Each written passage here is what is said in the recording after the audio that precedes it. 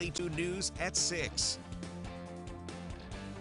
Buildings damaged, trees down, and thousands without power as severe storms roar across the Green Mountain State this Friday. Good evening, and thanks for joining us tonight. I'm Lauren Maloney. Let's get right to it. These storms packed a punch, and now the cleanup is underway.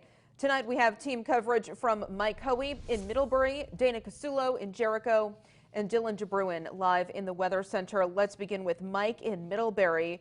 Mike is live there with the scene of wind damage that left 2 people hurt, and this is intense video, Mike.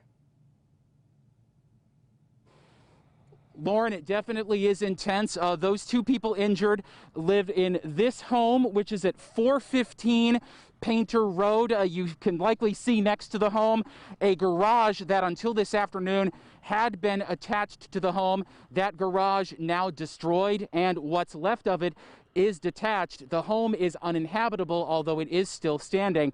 Now, the 2 people that were hurt are out of the hospital by now. The wind also destroyed their car, we should add. Now, the damage in the neighborhood has left several homes on Painter Road without power tonight. Green Mountain Power hard at work, trying as hard as they can to restore electricity to everyone. 6 or 8 utility poles down through here and several different trees in this isolated area right through here. But the oddity is the gentleman behind here, his house is unscathed. Now, it's a wonder just how much the damage like this can be localized, as Chief David Shaw from the Middlebury Fire Department was just referring to. Now, a man who lives across the street and one house down from here was able to speak with me a short time ago. You'll hear from him on Local 22 News at 7. One of the things he told me was, if I may paraphrase him, hey, after hearing about the tornadoes in the southeast rolling through Alabama and Georgia, I was saying I'm glad I don't live down south and don't have to deal with anything like that.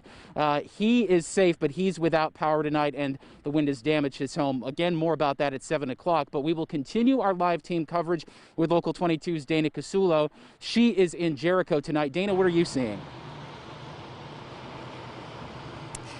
Mike, a utility pole in Jericho caught on fire because of a failed insulator. This happened around 1 o'clock, and the rain